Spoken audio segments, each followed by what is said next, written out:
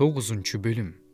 Шебалык падыша аял Сулаймандын атак даңкын угуп, аны табышмак менен сынаш үчүн көп байлыктары менен жыпар жыттуу заттар, көптөгөн алтын, асыл таштар жүктөлгөн төөлөрү менен Иерусалимге келди.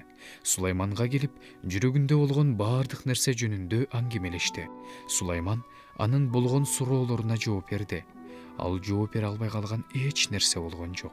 Шебалык падыша аял Сулаймандын акылмандыгын жана ал курган үйдү көрдү. Анын үстөл үстүндөгү тамактарын, кулдарынын турган үйлөрүн, кызматчыларынын адептүүлүгүн, алардын кийимдерин, шарап сунуучуларын, алардын кийимдерин, Теңир үйүндө бүтүндөй өрттөлүүчү курмандыктарды чалганын көрүп, падыша аял айраң таң калды. Ал падышага мындай деди: "Сенин кылган иштериң менен акылмандыгың жөнүндө өз жеримде уккандарым чын экен. Бирок келип, өз көзүм менен көргөнгө чейин алардын сөзүнө ишенген жок элем. Мага сенин улуу акылмандыгыңдын теңи да айтылбаптыр. Сен мен уккан сөздөрдөн артык экенсиң. Ар дайым алдыңда туруп, акылман сөздөрүңдү уккан адамдарың бактылуу, кызматчыларың да бактылуу. Сенин Кудай Теңириңе алкыш, ал сага ырайым көрсөтүп, өз Кудай Теңириңдин падышасы кылып, өз тагыңа отургузду. Сенин Кудайың Ысрайылды сүйгөндүктөн, аны түбөлүккө бекемдөө үчүн ага чындык менен бийлик кылсын деп, сени өзү падыша койду." Падыша аял падышага 120 талант алтын, абдан көп жыпар жыттуу заттар менен асыл таштарды тартуу кылды.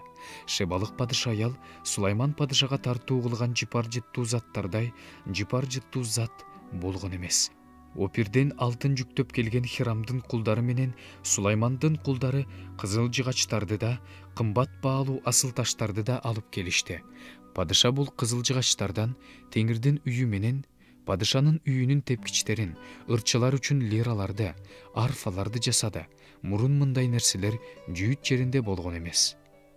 Сулайман падыша болсо, Шебалык падыша аялга ал өзү алып келген тартууларга окшобогон, ал каалаган, ал жактырган буюмдарды белек кылды. Падыша аял өз кулдары менен өз жерине жөнөп кетти. Сулайманга бир жылда келген алтындын салмагы 666 талантка барабар болчу. Андан тышкары Сулайманга алтын менен күмүштү элчилер менен көпөстөр жана Аравиянын баардык падышалары, дубан башчылары да алып келип турушту. Сулайман алтындан балка менен согуп 200 чоң калкан жасады. Ар бир калканга 600 шекел алтын кетти. Алтындан балка менен согуп дагы 300 чакан калкан жасады. Ар бир калканга 300 шекел алтын кетти. Аларды падыша Лебанон жыгачынан жасалган үйгө койду. Падыша пилт сөөгүнөн чоң такты жасап, аны таза алтын менен каптады. Тактыга чыга турган 6 алтын баскычты жана алтын бут койгучту тактыга бириктирип жасады. Тактынын отургучунун эки тарабына чыканак койгучтарды жана алардын жанына 2 арстанды жасады. 6 баскычтын эки тарабына 12 арстан жасады. Бир да падышачылыкта мындай такты болгон эмес. Сулайман падышанын суусундук иче турган идиштеринин баардыгы алтындан эле. Лебанон жыгачынан курулган үйдөгү идиштер да таза алтындан болчу. Сулаймандын тушунда күмүш эч бааланчу эмес. Анткени Хирамдын кулдары падышанын кемелери менен Таршышка барып келишчү. Кемелер Таршыштан 3 жылда бир жолу келчү. Ал жактан алтын, күмүш, пилдин сөөктөрү, маймылдар менен тооз куштары алып келинчү. Ошентип, Сулайман падыша байлыгы, акылмандыгы жагынан жер жүзүндөгү баардык падышалардан ашып түштү. Кудай тарабынан берилген Сулаймандын акылмандуулугун угуш үчүн жер жүзүндөгү падышалар аны издеп келишчү. Алардын ар бири жыл сайын өз атынан алтын күмүш идиштерди, кийим-кечилерди, курал-жарактарды, жыпар жыттуу заттарды, аттар менен качырларды тартуулап келишчү. Сулаймандын аттары менен майдан арабалары үчүн 4000 мамысы, 12000 атчан аскери болгон. Аларды ал арабалар тура турган шаарларга жана Иерусалимге, өзү жашаган шаарга жайгаштырган.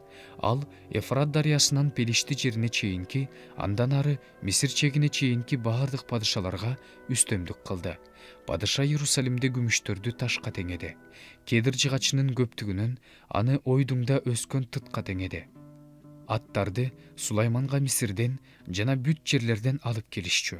Сулаймандын калган башка иштери, алгачкыда, акыркыда иштери Натан пайгамбардын жазууларында, Шилолук Акиянын пайгамбарчылыгында жана көрөгөч Жоэлдин, Небаттын уулу Жаробам жөнүндө көргөн көрүнүштөрүндө жазылган.